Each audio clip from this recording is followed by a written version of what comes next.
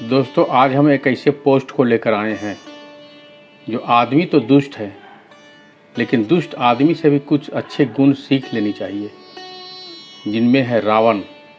रावण महापंडित था, वेद, ज्योतिषी, तंत्र और योग का ज्ञाता था। वह युद्ध और मायावी कला में भी पारंगत था। रावण में कई बुराइयां थी तो अच्छाइयां भी थी। हालांकि रावण से बहुत कुछ सीखा भी जा सकता है। कम से कम 10 बातें तो सीखी जा सकती है। जब मरणासन अवस्था में था तब प्रभु श्री राम ने लक्ष्मण से कहा था कि जाओ उसके पास जाकर कुछ शिक्षा ले लो। श्री राम की यह बात सुनकर लक्ष्मण चकित रह गए।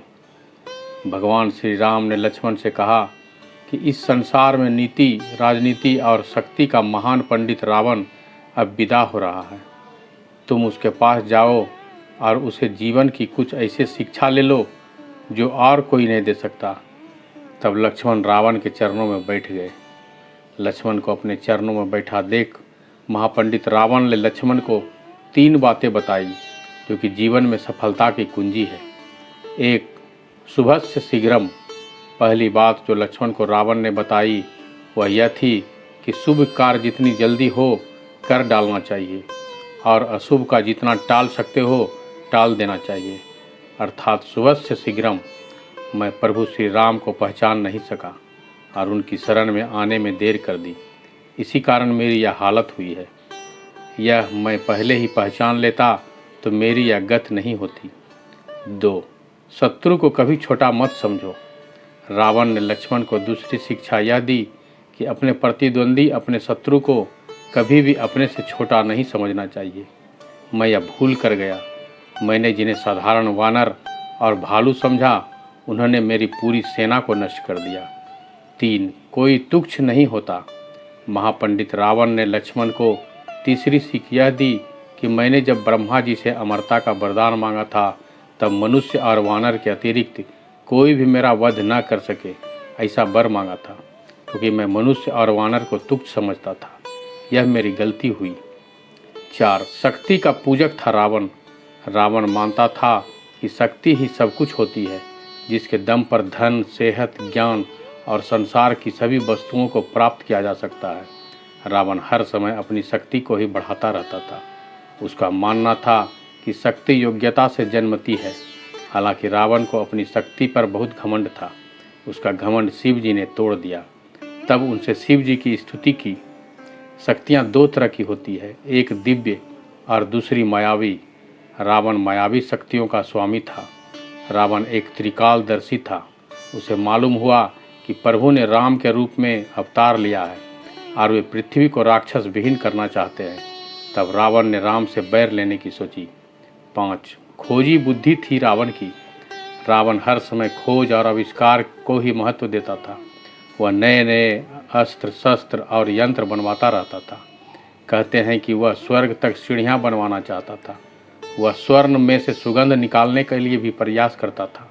रावण की पत्नी मंदोदरी ने ही शतरंज का आविष्कार किया था। रावण की वैधशाला थी जहाँ तरह तरह के आविष्कार होते थे। खुद रावण ने उसकी वैधशाला में दिव्य रथ का निर्माण किया था।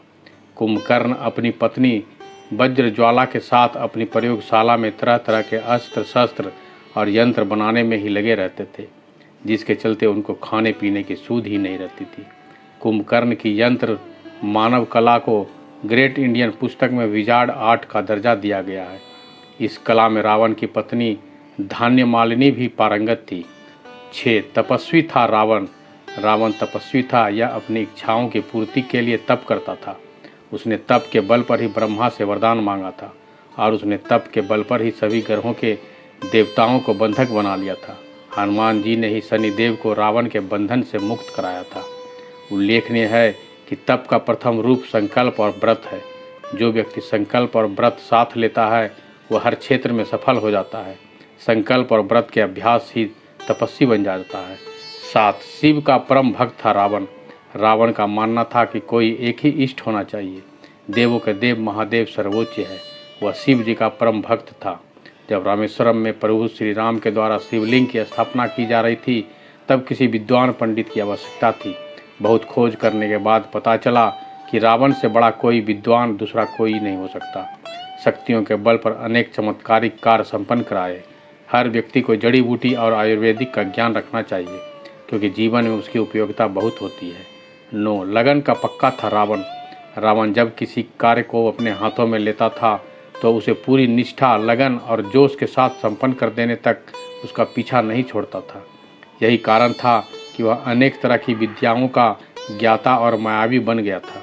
वह कुमार तंत्र, प्राकृत कामधेनु, प्राकृत लंकेश्वर, ऋग्वेद भाष्य, रावणियम, नाड़ी परीक्षा आदि पुस्तकों की रचना की थी।